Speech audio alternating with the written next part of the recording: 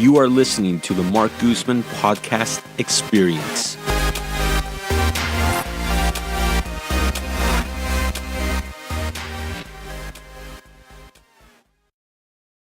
As a property manager, every day I am interacting with landlords and tenants about a myriad of issues. Whether it be about rent control or property disputes, there are times when relationships between landlord and tenants can become strained. Today, I talk with Alana Grice of Freed & Williams. Based out of Oakland, Alana specializes in landlord and tenant disputes and rental board disputes. This will be a great episode to truly dive deep into the world of property management and see some of the issues that we as property managers must find solutions to. Okay, so we are hitting record now, and we'll get started. So, Alana, Thank you for being on the podcast today. Thank you for inviting me. So, this is going to be a special one because we're going to be talking about property management. Now, you're a real estate attorney. How did you become an attorney, and why did you focus on wanting to become an attorney? Well, everyone has an inspiration. Mine is Perry Mason. I thought that as a young child, I wanted to figure out how to solve problems and right the wrongs of the world. And so I decided about the age of 5 that I wanted to be an attorney. And as a 5-year-old, I was going to be a supermodel too, but that fell away, and I just pursued academically the attorney route. So I graduated from high school in Richmond and went on to Cal and graduated there, went off to Syracuse University for law school, and then I came back and started practicing in 1996. Okay. And why did you end up focusing on real estate? I was working at a firm that did entity formation, so they helped clients create corporations, nonprofits, LLCs, those kinds of businesses. And many of my clients, part of their business portfolio was rental property.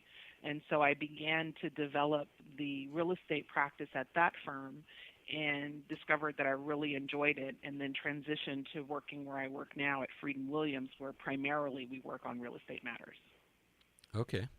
And has this been pretty satisfying for you, I assume? It has been. I still feel like I'm a problem solver. Sometimes the resolutions aren't exactly what I would like to see, but I'm still solving puzzles and figuring out how to help people. Now, you're based out of Oakland. Are there a lot of tenant-landlord issues in Oakland right now? A lot of landlord-tenant issues in Oakland right now. So let's get into some of the we've got some topics to discuss here, and these are going to be really a lot of common things that I come across with some of my own clients and questions I get asked often, even on social media. So let's start with disclosures. Now, one of the common things I get is, what is a landlord required to disclose on the property? Because everyone knows on a home sale, you've got to fill out about 50 disclosure forms and present that to the buyer on every transaction. What are the requirements on a rental property? So significantly less than when you're selling the property. There are disclosures about mold, if there have been mold issues at the unit, if someone has passed away in the unit, and those, and bed bugs, which is a new one. There's also a lead paint disclosure. So they're similar to the disclosures that you'd provide when you're selling a property, but not nearly as extensive in the landlord-tenant context. Okay. Now, material facts. What material, I would assume material facts have to be disclosed to a tenant, correct? Well, it depends on what you deem material. That's lawyer speak for you, which means I don't want to answer that question. So, material facts, like I said, the bed bug disclosure is a requirement. The lead disclosure is a requirement. The mold disclosure is a requirement. And then if someone has passed away. Beyond that, in Oakland specifically, you have to give notice of the existence of the rent board If the unit has a rent control, it's a rent controlled unit, and so that's an additional disclosure. But I don't know if there's a hard and fast definition of what material disclosures are. Okay. And that disclosure for the rent control would be the rent adjustment program form, correct? Exactly. We call it the RAP form. The RAP form, everything yeah. has to have an acronym. Yeah, and I know that form you can easily download off their website, and they've got it in multiple languages too. Yes, and you're required to give that at the beginning of the tenancy, and then every time you do a change in terms. Okay. Now, for disclosure of death, is the requirement any disclosure if any death occurred on the property, you're required to disclose it, or is it within the last 3 years? Within the last 3 years. Okay. And I believe if someone asks you if, let's say, for example, a tenant asked, has there been a death on the property at any time since you've owned it, I believe, and you have knowledge, you're required to disclose that, correct? Absolutely. Now, what if a landlord, and I get this quite a bit when landlords will transition their property over to my management company, or they buy a property and they start going through the paperwork and discover that there's no disclosures with the current lease agreement. What should they do? Well, they're in a situation where they may not know the answer because they're either purchasing the property from the previous owner, or they're handing off their existing file to you, and your office wouldn't know. I don't recommend that you do much more digging, because once you suspect that there's a problem, you have an obligation to kind of see that to the end. So if there's no indication that there was a death at the property, or some other required disclosure form was not done, there may not be anything more for you to do, with the exception of the RAP form, because the landlord or new owner could be obligated to reimburse a tenant for rent overpayments up to 3 years in Oakland, even if they didn't own the property during that entire period of time. So that particular disclosure is one that you should give as soon as possible if your file shows that it was not given, or you can't prove that it was given to the tenant. Mm-hmm. That's really, really good advice. So, so basically, the landlord should not, if they get a lease, it's probably best for them to draw up a new lease agreement as opposed to trying to cover up lack of disclosures on the past lease then. Well, that is a difficult question to answer, because we have these other laws that influence how that lease is going to be viewed.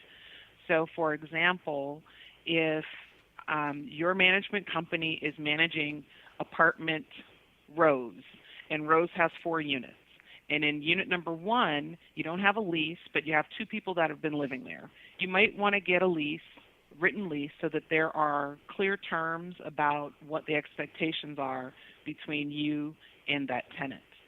But in unit number 2, you have a written lease, and the written lease is between 2 people who no longer live at the property. Those 2 people, if you execute a new lease with them, you could potentially be creating a new tenancy and lose some of your rights to rent increases, or enforcing other terms that existed in the lease that the previous owner had. So it depends on the circumstances and the goal of the owner. Okay. So I think for a landlord that purchases a property, especially in the area of rent control and just cause jurisdiction, maybe one of their very first steps is, once they get a copy of all the paperwork, is take it to an attorney that can look it over and advise them on what to do as far as the next steps. Absolutely, absolutely. Because you may, be buying into a problem, and you wouldn't know that unless you're fairly sophisticated and knowledgeable about the law. And I believe most people are not. And especially a lot of these laws are changing they're changing so fast. Every few months it seems like there's a new update, and people are modifying the ordinance in various ways. And I know that's Definitely. and that's definitely the way in other cities that also have rent control and just cause. Now, let's talk about rent control and just cause. Should landlords want, and here's a very common thing I deal with all the time is I recommend for landlords to have an attorney serve and post notices when needed in rent control and just cause ordinances, but many landlords prefer to do it themselves to save, $100 or $200. Should landlords be serving their own notices? I strongly encourage landlords not to serve their own notices. There are so many little mistakes that can be made, and if you make a mistake, you've saved $100, but I've filed a lawsuit, and now we have to start all over again because I can't fix that error. So it may save you a little bit of money at the front end, but the consequences of the error can be significant. So I always encourage my owners to let me handle that.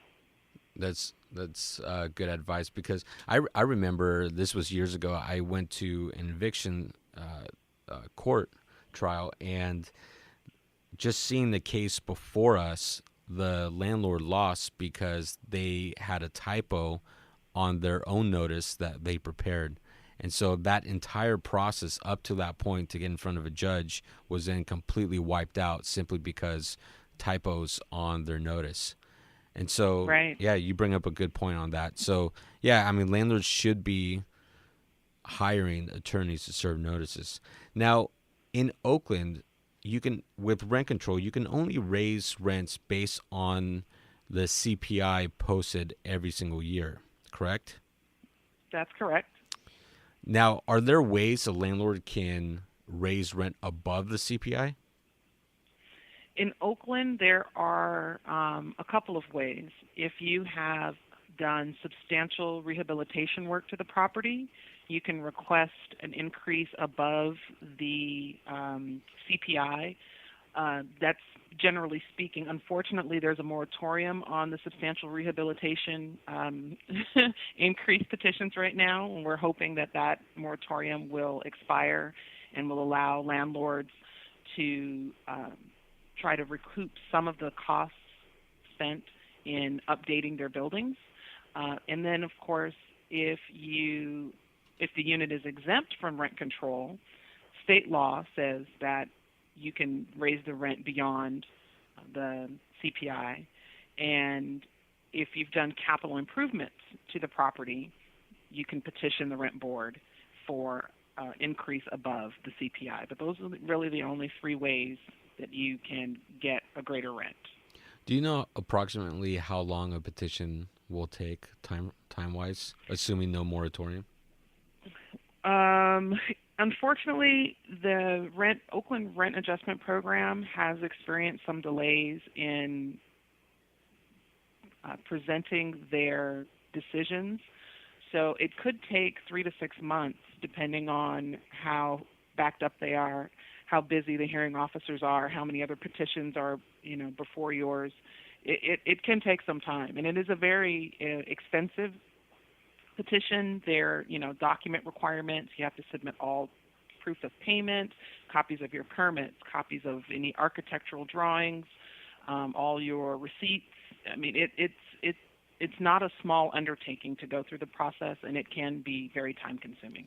Yeah, and I believe when it comes to providing proof of payments, they also don't want to see just a copy of a check that you wrote, but they want to see actual bank statements showing that it was cashed. Precisely. Yeah. Now, we reference just cause ordinances quite a bit, and for the listeners, let's explain briefly what does just cause mean? So there's an ordinance in Oakland, and there are other jurisdictions that also have similar ordinances that say unless you have one of the specified reasons to evict a tenant, you may not evict a tenant. So in Oakland, there are 11, and they include things that you would assume would be on a list, like non-payment of rent or violating a lease term or engaging in unlawful activity at the property. There are other just causes, like an owner wants to move into the unit that they're renting and they want the tenant to move out. But I often get clients who say, I want to sell my property and I want to sell it vacant and I want the tenants to move out. That's not a just cause in any of the jurisdictions. If the property is sold, it's not a just cause to evict a tenant. Even if the property is lost in foreclosure, it's not a just cause to evict a tenant. So you have to have one of those specified reasons to terminate their tenancy. Otherwise, they get to stay. Now, are buyouts legal, and are you able to do buyouts in Oakland? You are able to do buyouts in Oakland. There is a proposed tenant buyout ordinance that the city council is considering. I don't know that it has yet been approved, but it mirrors Berkeley's ordinance that requires disclosures in advance of any buyout discussions and filing of the buyout agreements if an agreement is reached. In Oakland, the proposed language also requires that if you negotiate a buyout, you have to pay a minimum amount to the tenant. Otherwise, the buyout agreement can be rescinded. That is new language that I've not seen in any of the other ordinances, but that does exist in the proposed language in Oakland. Okay. Yeah, there's something very similar over in the city of Richmond where they have, if an owner is leaving the rental market entirely, and they do have minimum amounts that they have to pay, and there's certain qualifications for even a higher payment, and I believe they start at like $8,000 and go up to like $16,400 in the city of Richmond. So it's something similar to that, and it seems like more and more cities that have just cause are starting to probably want to control the buyout, because it seems like that's a very popular tactic amongst many landlords that come in and purchase older buildings. Yeah, so the Ellis Act is a state law that allows a landlord to completely go out of the landlording business, and all of the jurisdictions have some payment that's required. It's a relocation payment. So owner move-ins, we call them no-fault evictions. The tenant is being evicted due to no fault of their own. Either the landlord is going out of business, the landlord or the owner wants to move into the unit, maybe there's some code enforcement issues that need to be addressed. That relocation payment is standard in every jurisdiction, but the buyout is a voluntary negotiation between the landlord and tenant, usually before any kind of eviction notice is even served. And I know Richmond's ordinance is fairly new. I know it passed in November of 2016. Gosh, I guess it's not as new as I was thinking. But yeah, time flies by. But I wasn't aware that there was a minimum language in Oakland, so that's interesting. Yeah, it's $8,000 for a 1-bedroom and $14,000 for a 2 or more bedroom, and there's an additional $2,000 a tenant must get if they have a disabled person, if they have a dependent, or they're a senior citizen. So it's and that's for the city of Richmond. Now, in areas, in cities and county areas that have no rent control, when a landlord provides a 30 or 60-day notice to vacate, are they required to provide a reason for that notice? Because I know tenants will sometimes ask, well, why are you giving me this notice?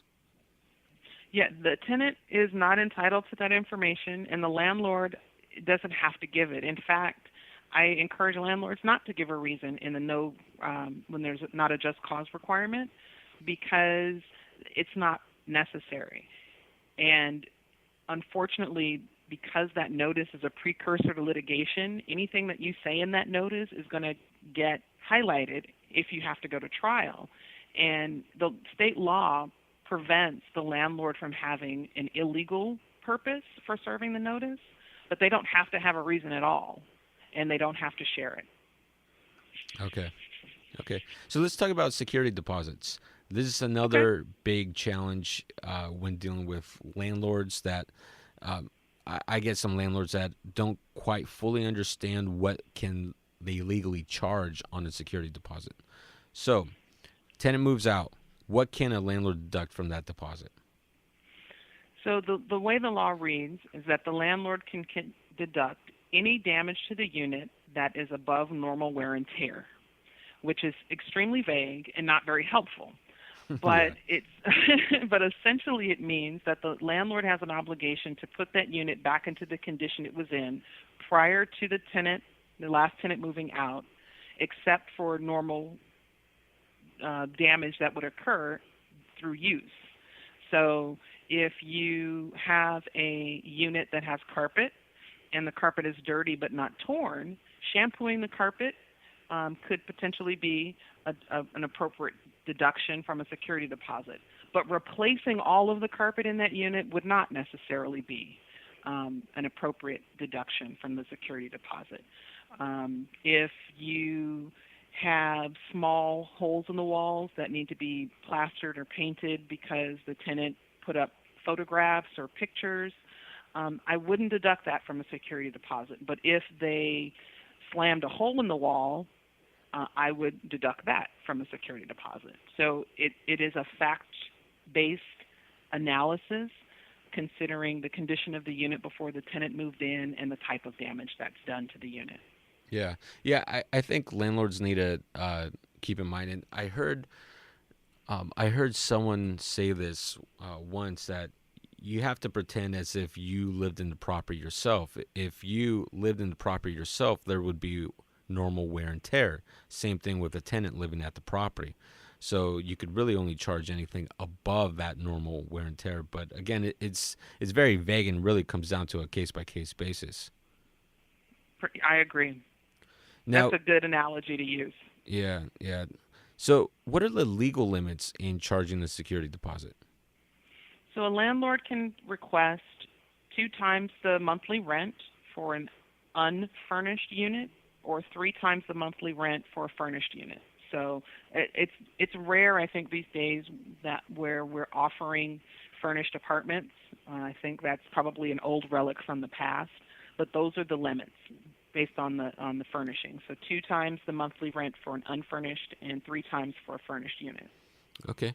And bear in mind that the security deposit, you can't have a security deposit and then a cleaning deposit and have it exceed that number, because that maximum is the maximum total deposit you can take aside from a pet deposit.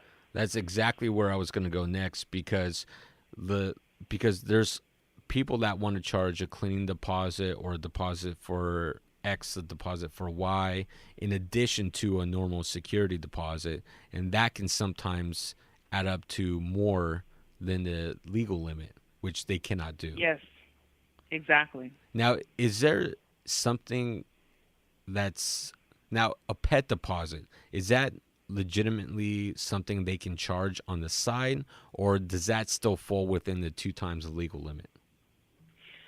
Often the pet deposit is in excess of the security deposit. I haven't seen any pet deposits get challenged as a separate cost. I would imagine that if the pet deposit started to be excessive, their tenant might raise a question about it, but there's a deeper level of, because the pet might not be approved at the time the lease was entered into, and I've seen that often where the subsequent to the tenant moving in, the tenant now decides they want to get a pet, and a pet deposit can be charged. Okay, so in the Bay Area right now, we're dealing with a lot of people that have comfort support animals, and these are separate than fully trained service animals. Now, if someone has a certificate or a document showing that their animal is a comfort emotional support animal, can a landlord still charge an additional pet deposit, or does that fall under discrimination? No, they cannot, because it's not a pet. An emotional support animal is not a pet. Therefore, no pet deposit can be charged or collected. Okay. And no additional rent can be charged, correct? No. You cannot charge more rent. The animal is an accommodation, a reasonable if it is a reasonable accommodation for that tenant, you cannot charge them more. You cannot evict on that basis. You cannot refuse to rent on that basis. You are very limited in how you respond, because it could be seen as discriminatory, and that process is not a fun process to undertake for a landlord. Okay. Now, here's a question that I get sometimes is, can you challenge the validity of the support animal? It's a very interesting question. I have a client I'm working with right now who is doing that exact thing. And because I represent residential landlords, I see many of the issues that they deal with from their perspective. And not that I'm oblivious to the fact that there are tenants who legitimately need the accommodation or who have legitimate issues against their landlords. It's just that is not, I'm not privy to those private conversations with tenants because I generally don't represent them. But what I'm seeing from the landlord's perspective is an increase in online psychology or psychologist letters. So there are several websites that a person can log into. They pay a fee. They enter some basic information, and out comes a letter that says, my patient, fill in the blank, needs an emotional support animal. And the letter that I currently have says the dog has to be between 11 and 20 pounds, which is bizarre for an emotional support animal for a doctor to prescribe something that specific. Not to say that it's improper, but it just seems strange. So you do have the right to request some general information from the doctor about the relationship between the prescription and the animal, how that animal is going to alleviate the symptoms that have been described by the patient/tenant. But you can't ask for diagnoses. You can't ask if there are other prescriptions like drugs. You're very limited in those questions you can ask without running the risk of being in violation of the state or federal law. But you can challenge them to the extent that you can request additional information. Yeah, I know the California Association of Realtors, they were in support of a bill that was going through the California state legislature to put some clarifications and some limits on getting a certificate for an emotional comfort animal, where they wanted a California medical practitioner to actually issue it, as opposed to going to an online website and buying it from someone who's in like New Mexico or Utah or some other state. And I believe that completely didn't go through for various other reasons. And that's something that they're looking to revisit probably later this year, is my understanding. That would be great. I mean, I don't think that if you have a legitimate need, I am certainly enthusiastic about encouraging people to get whatever medical care they require, especially if it's going to make the difference between them being able to live independently or not. But what I'm finding, unfortunately, is over and over again in my practice is there's a no pet policy in the apartment building. We serve a notice because we see Susie has 4 cats in her apartment, even though there's a no pet policy. And when we serve a notice to Susie saying, hey, you can't have any pets, and if you're going to have to deal with this issue, or we may have to consider terminating your tenancy, then Susie says, oh, they're emotional support animals, and here's my letter from the doctor. So, it's a backdoor way for some people to get a pet in a building with a no pet policy. Now, I heard this, and I'm not sure how true this is, but I heard if someone claims an emotional support animal, they can only have one. Is that correct? There has to be a medically reasonable explanation for more than one emotional support animal, but I've not heard that there is a outright ban on more than one. Okay.